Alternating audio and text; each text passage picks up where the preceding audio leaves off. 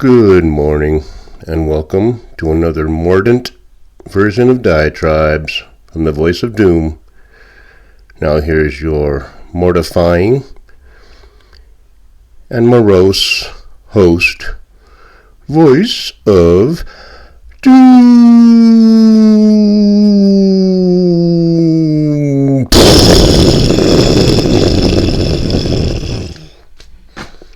Hello.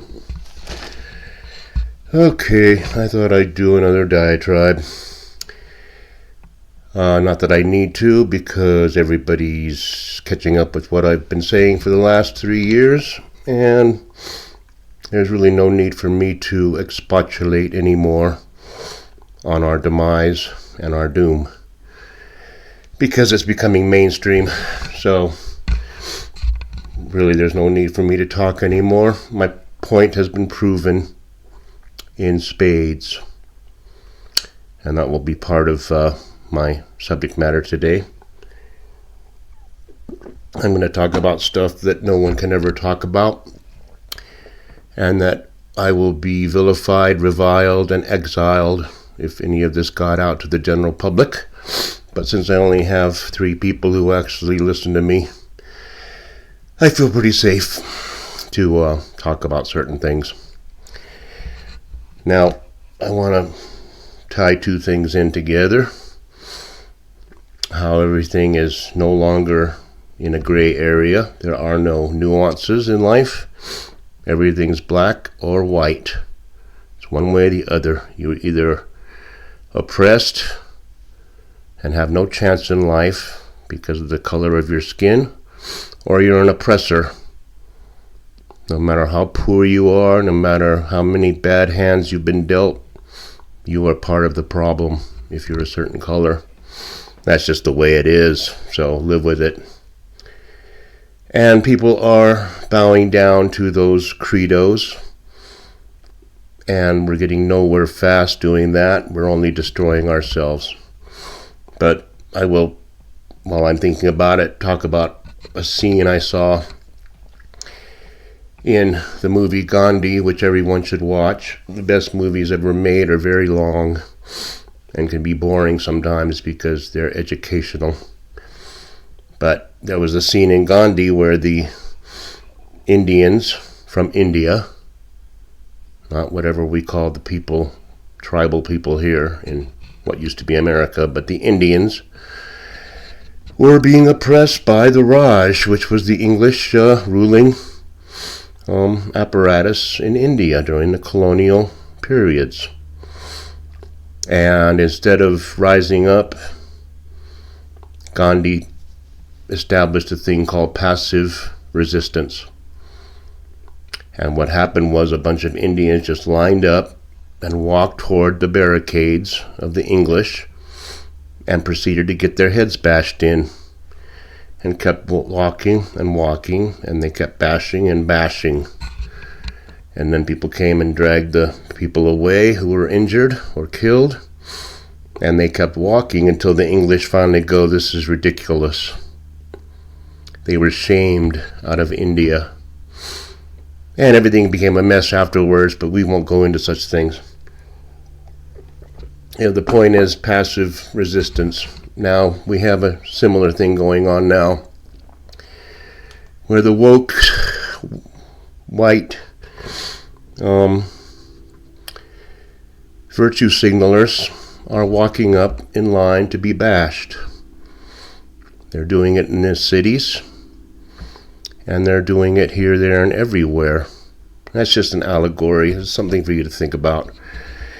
But the fact is it's not just the white virtue signalers that are getting bashed, but the black indigenous people of the cities that are getting bashed. Everyone's getting bashed. And we have 2 different issues going on having to do with bashings. It has to do with the indigenous population of what used to be America being bashed every single day by migrants, literally and figuratively. And nothing's to be done about it except to give migrants more free stuff in order to keep them from robbing the denizens of whatever city they're in. So that's all a good idea. It's all going to work out well, I can tell. And I've already talked about this.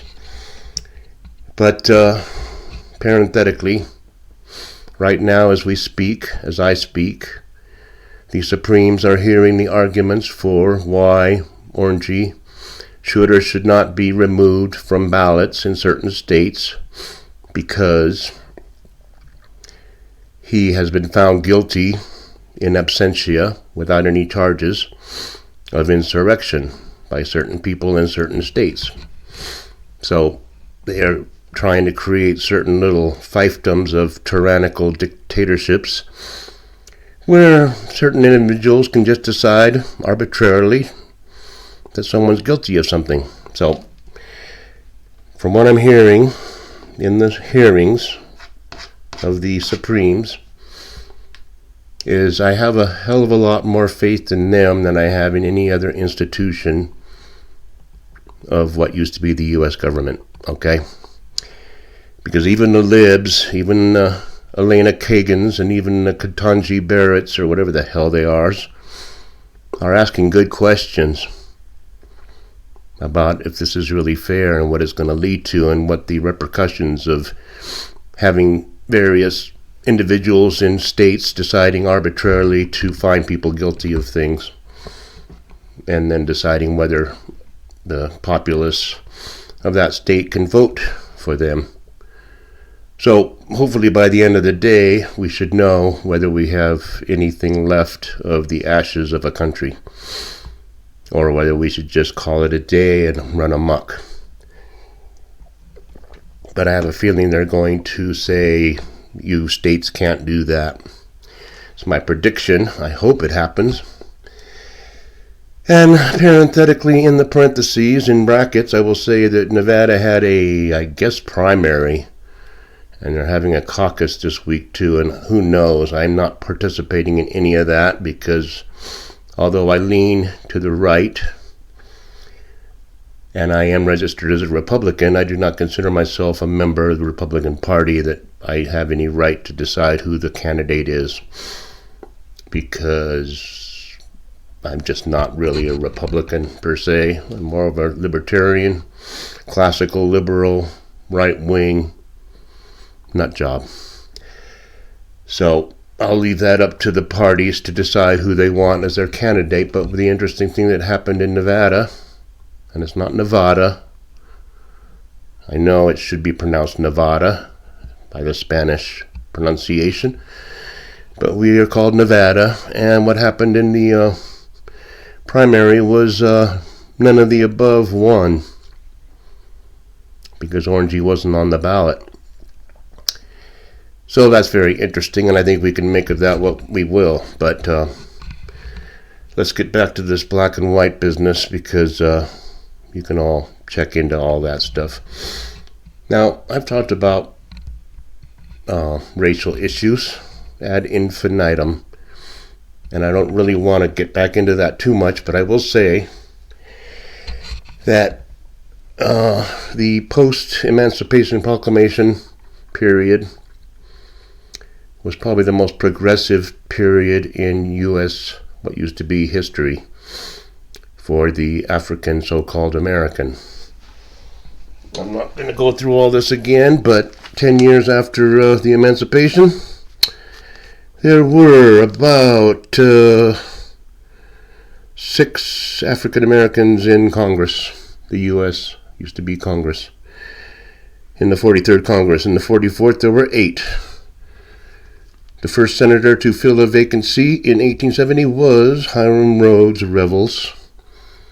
The first senator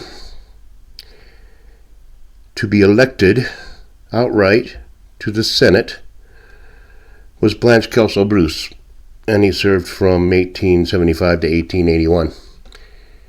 And that's saying a lot, because 15 years earlier they were on a plantation, and then they're in the Senate. So it shows that we weren't that backward back then. And especially states in the South, I guess, I don't know what they were doing. They were trying to make amends or whatever, but they were mostly southern states that elected these Republican African Americans to Congress. The first Democrat was not African American, was not elected until 1935. Arthur Wergs Mitchell. Okay. But getting back to this Kelso guy, Kelso Bruce.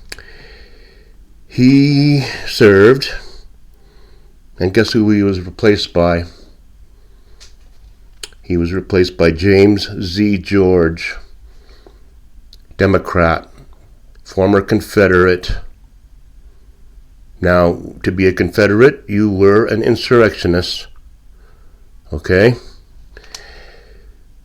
But yet, in 1880, he was elected into the Senate. So, this argument about making a promise, neglecting your oath, is a bunch of hooey. See how it all ties together? But let's get back to this black and white business. Now, as the whites all line up to be beaten with cudgels, they are also showing their virtue by saying, we cannot have Orangey as president because he's crass. That's how whites think. They don't think about pragmatism. They don't think about who would make the best administrator of the laws of what used to be the U.S. They think, we just don't like this guy because he just tells the truth too much and he has no nuance, he has no finesse, he has no diplomatic skills or tact. So he's just too rude for us to vote for. So guess who's starting to jump on the bandwagon for Orangey? Take a wild guess what group is. The African Americans. You want to know why? Because first of all, they think with their pocketbooks and not with their sentiments. It's like, I was doing better under Orangey and I want him back because I'm doing crappy under Petri dish. That's how the African Americans are thinking. Orangey is coming into black-dominated areas and getting cheers. Cheers. Yay, Orangey. Go, Orangey. We love Orangey. Now, I hope the D's are finally learning their lesson about what happens when you patronize, condescend, and take for granted certain groups that you think will always stay in line because they're being told to, because the D's are so good for you. I hope they're learning. Not that there's going to be an election, there won't be, but it's going to be interesting to see the fur and feathers fly over the next few months. And it's fun to watch the African Americans jump on the Orangey bandwagon because he's going to need those African American votes in order to make up for the white idiots that don't like him because he makes mean tweets or X's or whatever you want to call them now. So I think I tied in two things together rather well there and gave you something to think about. But it is ironic, deliciously ironic, to see that the main supporters of Orangey are the very people that the D's had taken for granted. We have them in the bag. We don't have to worry about placating them. We don't have to worry about giving them anything because they're going to vote for us no matter what. Well, it's not working out that way, is it? And in conclusion, we can all see that the inner city, or not the inner cities, the cities, the major cities, the sanctuary cities, are falling into rubble due to this ridiculous migration policy, which means you can come marching up to the border with nothing in your hand, no plans of action, be shuttled off into cities to live on the streets or get free stuff or free credit cards or what have you, and everything will be hunky-dory. People just don't mind that their cities are turning into rubble. And it just doesn't make any sense, and I don't believe any of it. I think it's all, I don't know what they're doing or how they're doing it. These people that are marching up have nothing in their hands, and they're just marching up. Now, I would need a backpack full of stuff just to hike from here to up into the mountains 2 miles away. And these guys marched through 6 different countries with nothing. So none of that makes sense, and we all have to look into exactly what's going on there. But it's all falling apart. And there won't be an election in 24. By that time we will be in martial law, and probably all the institutions and social mores that we've come to know will be gone, and it'll be dog eat dog. So that's it.